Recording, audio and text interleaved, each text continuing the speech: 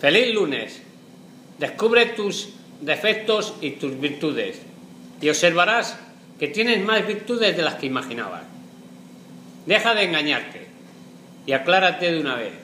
Piensa un poco y descubre, de verdad, analiza, haz una lista si quieres, haz lo que tengas que hacer y pon en ella tus defectos y tus virtudes.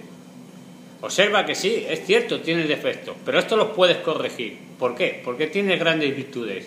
Tú vales mucho más, tienes más valor del que crees. De hecho, la gran mayoría de las personas piensan que tú puedes, que solo tú y ellos quizás no.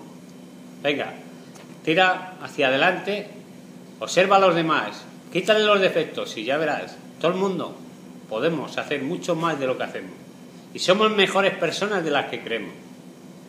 Así es, y créetelo. Un virtuoso abrazo.